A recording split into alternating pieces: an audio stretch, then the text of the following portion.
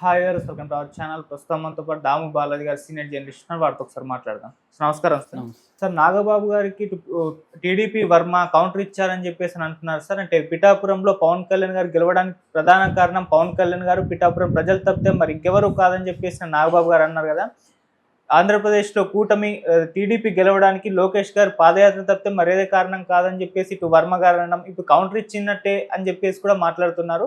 ఆ వీడియోని కూడా టీడీపీ వాళ్ళు విపరీతంగా వైరల్ చేస్తున్నారు. ఏదేమైనా గత కొంత కాలంగా టీడీపీకి అండ్ జనసేనకు మధ్య మాటల యుద్ధం అయితే నడుస్తుంది సార్. మరి దీనికి సంబంధించి ఇప్పుడు మీరేం చెప్తారు సార్? అంటే ఎవరి పాయింట్ ఆఫ్ వ్యూ వాళ్ళు కరెక్ట్. ఇక్కడ ఇప్పుడు Pawan Kalyan point of view నుంచి స్టోరీని చూసుకున్నప్పుడు పవన్ కళ్యాణ్కి ఒక పర్మనెంట్ నియోజకవర్గం అవసరం. చంద్రబాబు కుప్పం, జగన్కి పులివెందుల, బాలకృష్ణకి హిందూపురం, లోకేష్కి మంగళగిరి, ఇలాగా పవన్ కళ్యాణ్కి కూడా ఒక ఫిక్స్డ్ నియోజకవర్గం అనేది లాంగ్ టర్మ్లో అవసరం. ఎందుకంటే స్టేట్ లీడర్కి ఎప్పుడైనా ఒక పర్టికులర్ నియోజకవర్గం ఉంటుంది. మనకు అమేది ఇలాంటివి కూడా చూసాం కదా. అందరికీ నేషనల్ వైడ్లో కూడా స్టేట్ లీడర్లు కావచ్చు, నేషనల్ లీడర్లు కావచ్చు, ఒక ఫిక్స్డ్ నియోజకవర్గాన్ని పెట్టుకుంటేనే వాళ్ళు ఆ నియోజకవర్గం మీద ఎక్కువ ఫోకస్ చేయకుండా దేశవ్యాప్తంగా లేకపోతే రాష్ట్ర వ్యాప్తంగా తిరగాలి. కాబట్టి ఒకటి చూసుకోవాలి. రేపు ఈయన కూడా సీఎం కావాలనుకుంటున్నాడు పవన్ కళ్యాణ్. కాబట్టి పవన్ కళ్యాణ్ ఒకే నియోజకవర్గం మీద ఫోకస్ చేయలేడు.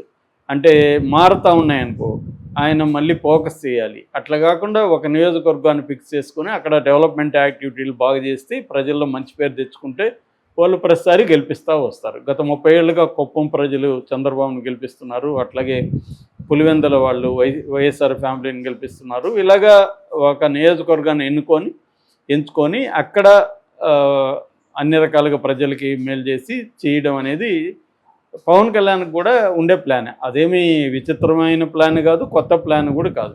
అయితే పవన్ కళ్యాణ్కి అక్కడ ప్రాబ్లం ఏమవుతుందంటే, అక్కడ ఒక స్ట్రాంగ్ తెలుగుదేశం లీడర్ ఉన్నాడు, వర్మ వల్లే పవన్ కళ్యాణ్ గెలిచాడని చెప్పలేం. కానీ వర్మ కూడా ప్రధాన పాత్ర అయితే వహించాడు. ఎందుకంటే వర్మ లేకపోతే పవన్ కళ్యాణ్ ఈ స్థాయిలో గెలిచుండేవాడా అంటే అందరికీ డౌట్ అది. సో ఖచ్చితంగా పవన్ కళ్యాణ్కి వర్మ ఉపయోగపడ్డాడు. అంత మాత్రాన పవన్ కళ్యాణ్ వర్మకి ఏదో రుణపడి ఉండాలని కాదు. అట్లా అనుకుంటే వర్మ చంద్రబాబు సీఎం కావాలని, పవన్ కళ్యాణ్ చంద్రబాబు సీఎం కావడానికి ఉపయోగపడ్డాడు కదా. కాబట్టి ఏది ఇంపార్టెంటు? చంద్రబాబు సీఎం కావడానికి పవన్ కళ్యాణ్ ఉపయోగపడమే ఇంపార్టెంట్. అందువల్ల చంద్రబాబు ఒక దగ్గర పవన్ కళ్యాణ్ గెలిపించడం అనేది పెద్ద విషయం కాదు. స్టేట్లో ముఖ్యమంత్రి కాగలిగాడు పవన్ కళ్యాణ్ వల్ల. కాబట్టి పవన్ కళ్యాణ్ పాయింట్ ఆఫ్ వ్యూలో ఏంటంటే, ఇప్పుడు అక్కడ ఎవరు కూడా వేరే లీడర్ అనేవాడు ఉండకూడదు పవన్ కళ్యాణ్ దృష్టిలో. పవన్ కళ్యాణ్ గోల్ అది. ఆ గోల్లో భాగంగా అక్కడ వర్మ కానీ ఇంకొకరు కానీ లీడర్గా ఎదగకూడదు. తనే ఉండాలి, బలంగా తన వాళ్ళే ఉండాలి. సో అందుకని పవన్ కళ్యాణ్ ఏం చేస్తున్నాడంటే, వర్మని పైకి రానియకూడదు, లీడర్గా ఎదగనీయకూడదు అనేది పవన్ కళ్యాణ్ టార్గెట్. దీంట్లో పవన్ కళ్యాణ్ పావులు కదుపుతున్నాడు. పవన్ కళ్యాణ్ చెప్పినప్పుడు చంద్రబాబు వినాల్సిన పరిస్థితి ఉంటుంది. అన్నిట్లో వినకపోవచ్చు, కానీ కొన్ని విషయాల్లో చంద్రబాబు పవన్ కళ్యాణ్కి ఫేవర్స్ చేయాల్సిన అవసరం చంద్రబాబుకు కూడా ఉంటుంది. రెండోది, ఇప్పుడు అక్కడ వర్మ అనే వ్యక్తి ఉంటే ఏంటి, లేకపోతే చంద్రబాబుకి ఏంటి? చంద్రబాబు వర్మ అనే వ్యక్తి పెద్ద విషయం కాదు.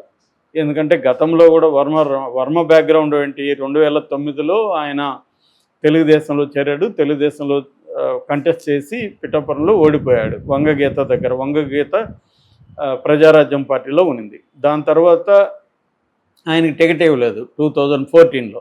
ఇవ్వకపోతే ఆయన రెబల్గా పోటీ చేసి గెలిచాడు. అప్పుడు సమీప ప్రత్యర్థి ఆయన పెన్నెం దొరబాబు మీద గెలిచాడు.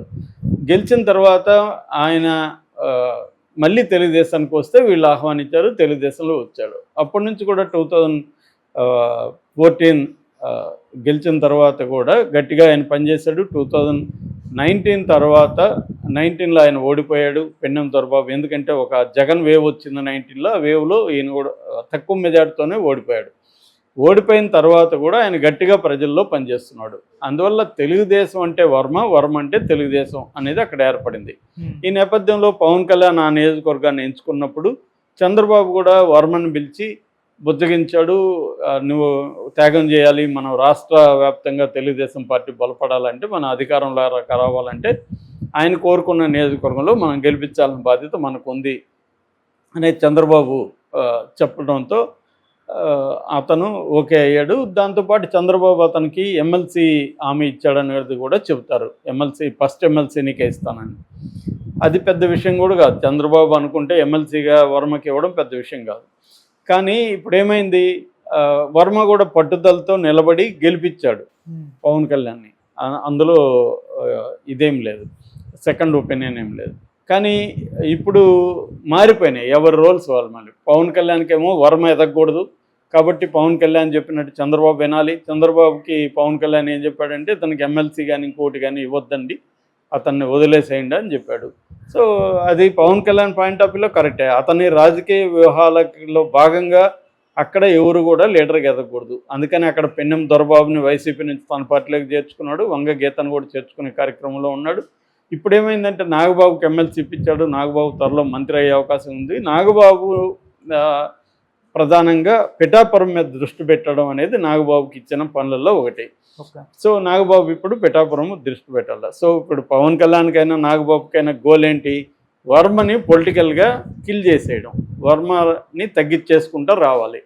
అందువల్ల ఫస్ట్ ఎత్తుగడ ఏంటి, వర్మ వల్ల మేము గెలవలేదని చెప్పాలి. వర్మ వల్ల మేము గెలిచామని చెప్తే వర్మ ఇంపార్టెన్స్ పెరుగుతుంది కదా.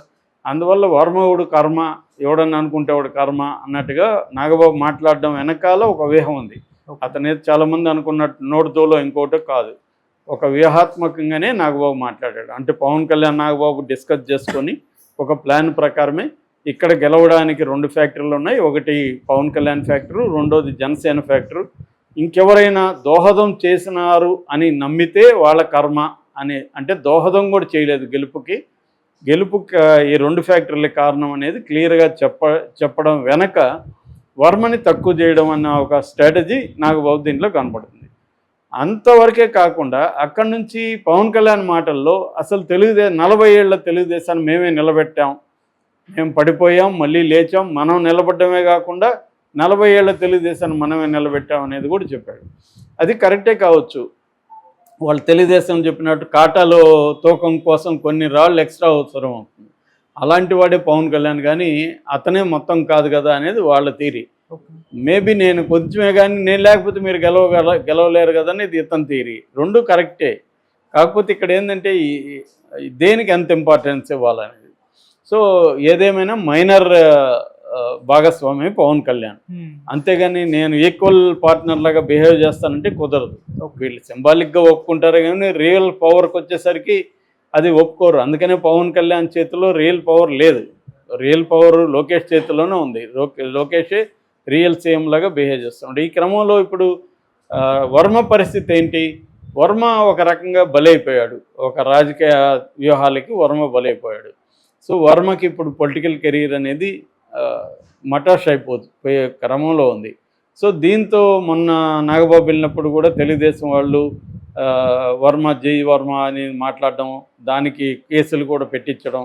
కాకపోతే అది నాగబాబు పెట్టినట్టు వార్తలు వస్తున్నాయి. నాగబాబు కాదు, జనసేనలో ఇంకొక లోకల్గా నాగబాబు అనే పేరుతో పెట్టించారు. సో దానివల్ల నాగబాబు పెట్టాడని బయటకు వచ్చింది. ఏదేమైనా తెలుగుదేశం వాళ్ళ మీదనే కేసులు పెట్టించారు. తెలుగుదేశం వాళ్ళని పైకి రానియకుండా, ఎక్కడా కూడా ఫోకస్ కానియకుండా చూసుకోవడం, వర్మని ఫోకస్ కాకుండా చూసుకోవడం అనేది నాగబాబు అండ్ జనసేన అక్కడ చేస్తున్నాయి.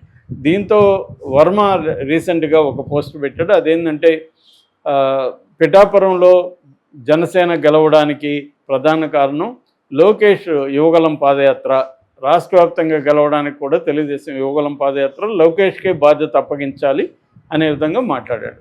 అంటే మొదటి నుంచి కూడా జనసేనను తగ్గించాలని, పవన్ కళ్యాణ్ తగ్గించాలని తెలుగుదేశంలో కూడా రాష్ట్ర వ్యాప్తంగా కూడా అభిప్రాయాలు ఉన్నాయి. అందుకని లోకేష్కి కూడా డిప్యూటీ సీఎం ఇవ్వాలనే డిమాండ్ కూడా బలంగా వచ్చింది. కానీ అలా చేసే పరిస్థితి చంద్రబాబుకి లేదు. ఎందుకంటే లోకేష్కి కూడా ఇస్తే పవన్ కళ్యాణ్ది తగ్గిపోతుంది. పవన్ కళ్యాణ్ దానికి ఒప్పుకోడు. పవన్ కళ్యాణ్ వెనక మోడీ ఉన్నాడు కాబట్టి చంద్రబాబు ధైర్యం చేసి పవన్కి వ్యతిరేకంగా కొన్ని నిర్ణయాలు తీసుకోలేడు. సో ఈ నేపథ్యంలో వర్మ మహా అంటే ఇలాంటి పోస్టులు పెట్టుకుంటూ బతకాలి తప్ప వర్మకు అంతకంటే సీన్ అయితే లేదు. దానివల్ల ఏం ఒరిగేది లేదు. దీనివల్ల మళ్ళీ వర్మని కంట్రోల్ చేసే బాధ్యత చంద్రబాబుకే ఇస్తారు. సో ఈ ఫ్రస్ట్రేషన్తో వర్మ రెబల్లాగా మారి ఒక రఘురామకృష్ణరాజు మోడల్ ఒకటి ఎవాల్వ్ అయింది. అలాగే ఏమన్నా వర్మ పార్టీలోనే ఉండి రెబల్గా ఉంటూ జనసేన